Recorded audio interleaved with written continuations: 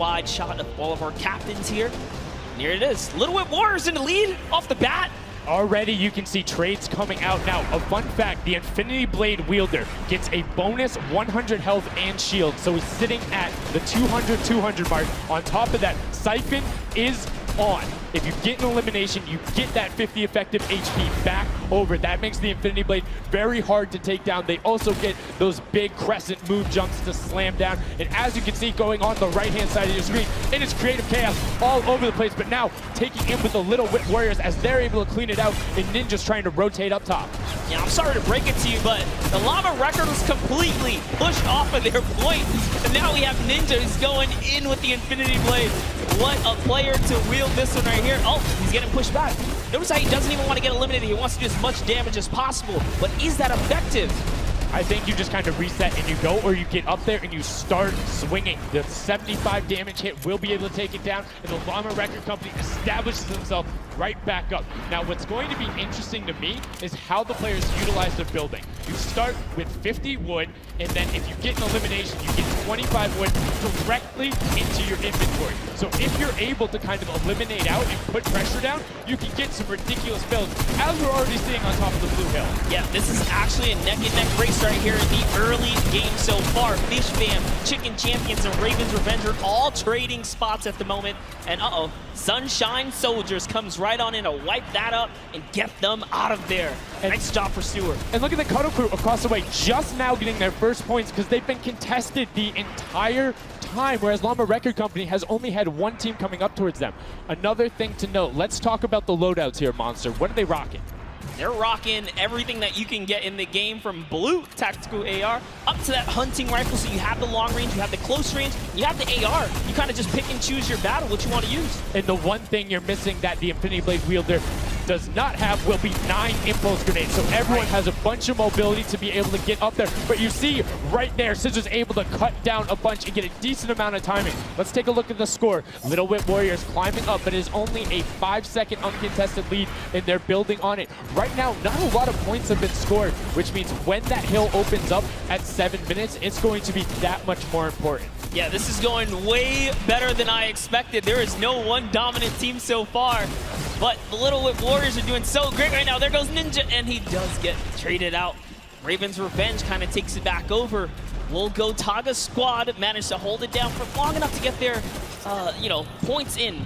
Don't forget, he has to clear out the point. If there's someone on it, you're not going to get anything. Right, and as soon as you're up there, if teammates are not building for you, you're exposed for the entire map. Everyone else is able to see you. You can see El Rubius going in, but the double tack plus the Infinity Blade wielder of Hand of Blood.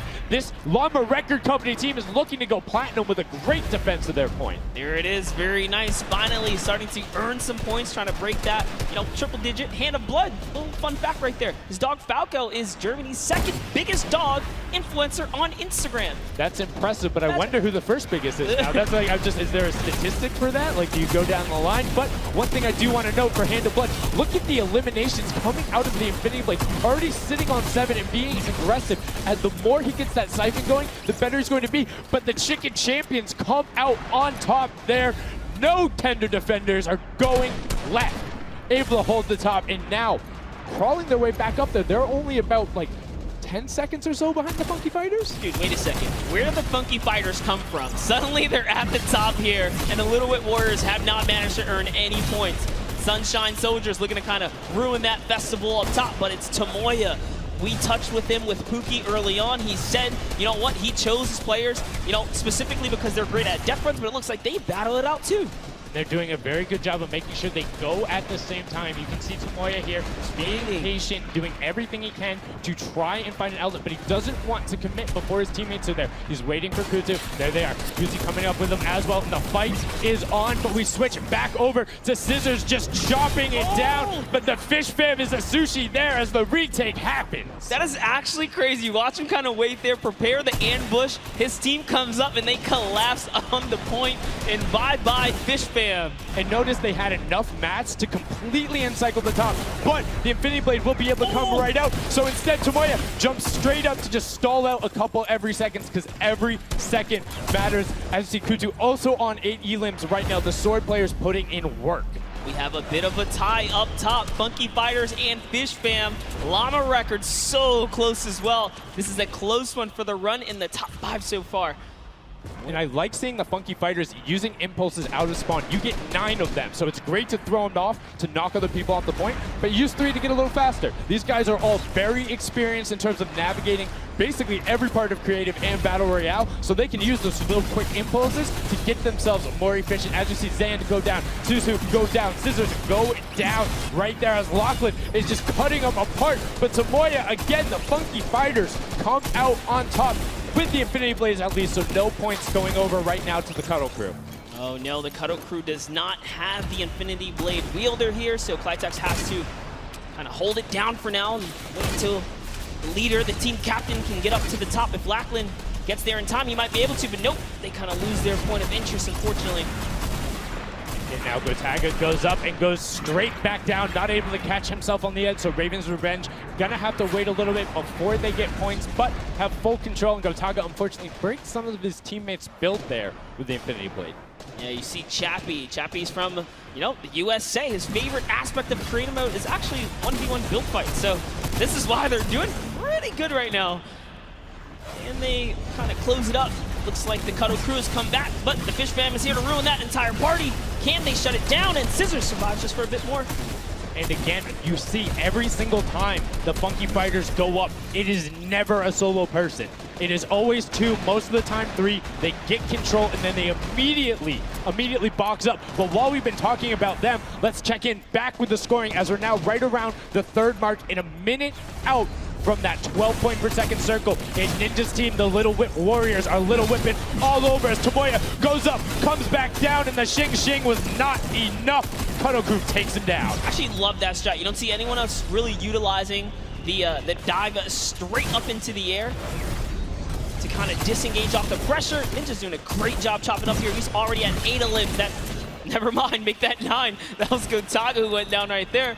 And they finally get another run at, you know, advancing the lead here. And they are slaying out, too. Yes. You see every single one of them almost to the double-digit marks. But Taco, hello, that was your head. Yeah, you got to be careful because, hey, if all you're doing is sitting there rifling, that's fine. Somebody's going to take a hunting rifle and make you pay. Lachlan goes up. MSYP is just behind him, and Lachlan is able to take that one over. Kaz is trying to do everything he can, and he does get Lachlan. So good delay coming out from there, but opening up about a 20-second lead. But here we go. 3, 2, 1. Middle point is open. That's 12 point per second, and right off of the bat, we see Cuddle Crew heading towards it. Impulse is going out, and a swing and a miss there with the Superman jump from Ninja. Not quite going to get it as Rubius and Hammer in the circle right away. Rubius under fire, but Ninja under fire. Who will take it? Rubius has the better sword on the day, and then immediately taken out. This is chaos. Whoever's the last one here is probably going to be the most successful. But remember, you need your sword wielder. Your captain has to be there. If Lachlan isn't there, it's not even worth fighting for. So Clitex doesn't care. He's trying to pick up that Elim counter, and he's on it. He's playing some good defense there. Down goes Hand of Blood. No points for the Llama record anymore. They actually use that. Just a couple seconds put them all the way back up to 2nd place. And 2 of the Cuddle Crew right now have combined for 31 eliminations, but they're not converting it into points. They're currently sitting at the bottom, 189. Little Whip Warriors do still have a lead, but it's already been cut down. And just as I said, with the middle hill, Funky Fighters almost take it away. Brer goes right on over, and you see any amount of time in that middle hill is so efficient. I'm actually loving that little strat right there. They hold a point, and then aim out to where these players spawn in and kind of move in from, just kind of pressure them back. Yeah, so that's when you need somebody with a hunting rifle to start taking shots and saying, hey, pick on somebody else. If you look this way, you're going to have to respawn, because if you can get tags, great, but if you don't convert them into anything, it's not worth it. As I just kind of stuttered, because Carnifex is sitting on 23 eliminations, Hand of Blood on 14 right there. That's why the Llama Record Company is ahead right now. Yes, they were using that 4x bonus on Capture Point D, which is right in the middle. It only appears after the 7-minute mark. So now that we only have 5 left in the game, it's up to whoever can hit that 1,000 first or the timer runs out. But at this pace, I think the Fish Fam, the Funky Fighters, or the Llama Records are probably going to take it here. Yeah, the Sunshine Soldiers are also racking up points quickly. What's interesting to see is the Fish Fam are pretty much now uncontested as everyone has tunneled in on that center hill. But once you get later into the game, when you need to kind of go up a little bit more, consistent points end up winning out because everyone will turn their attention to the 12 points per second. You'll have impulses going down there, random hunting rifle shots, builds 24/7 because they see that tick happening. And look, as I said, all the sword players are down there, 2 of them going off, the attack shotguns being thrown up, walls everywhere, but it doesn't matter. Points aren't being scored right now. Yeah, they're trying so hard to get all the bonus points that the Fish Fam is just like stealing away the lead right now. But also, remember, if their teammates pick up elims, you get matched straight to your points, into your inventory. So they're able to fortify up there. That's why they're just slowly growing. And you can actually fortify to prevent the impulses from going in or make kind of a wall to toss it in. As you see, Hand of Blood picking up his 16th elim, but hey, Scissors is chilling. Yeah, Pumpernickel it up, man. Pumpernickel it up. Yeah, let him know. Let him know. There we go. He's saying, hey, you guys, we'll stick to our strategy. Let's see if somebody goes to contestant. There it is right away. They go up, but all 4 of them, you don't want to run into this. They're ready and waiting. They know they have the lead right now. Oh, he's holding a trophy. Look at he's looking around, he's telling him to let him know, man, and that's what it's all about. They've opened up a 100+ point lead, but no contested because everyone is tunneling on the bottom. Uh-oh. And I like this now. Now they're turning their attention outwards. The other teams kind of realize, wait a second, they're just up there scoring.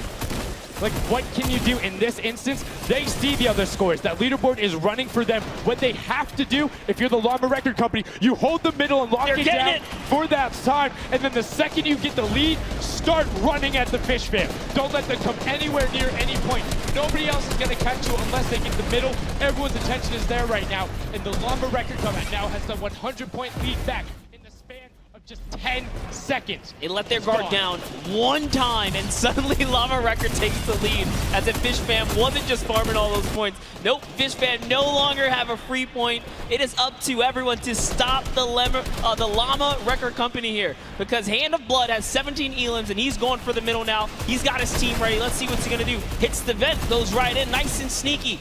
Oh, he's still waiting. Look at the big brain plays. Comes out the collateral right there, and it's all his. The center point is his to earn points now, Sundown. It's so close. It's just a few more Gotta checks. stop him. One more goes over, and that's it.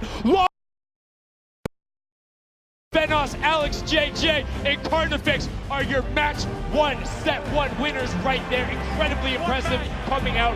Well-executed gameplay. And they say, Scissors, you can hold that L instead of the trophy. Don't celebrate too early. It's the World Cup Creative Finals. Every game is worth so much money as well, so much prize. So to take a victory off the bat, you have to be feeling great. And that was your fan fave to pick. I mean, they had everything going in. They're incredibly confident, but they had to make sure they were able to get it. You can see the last few moments, they'd already boxed themselves up after clearing out the Funky Fighters, who were the only other contestants. The Funky Fighters actually also passed the Fish Fam in the last moment, which is huge in terms of not only the prizing, but what will end up being potentially a llama in the end.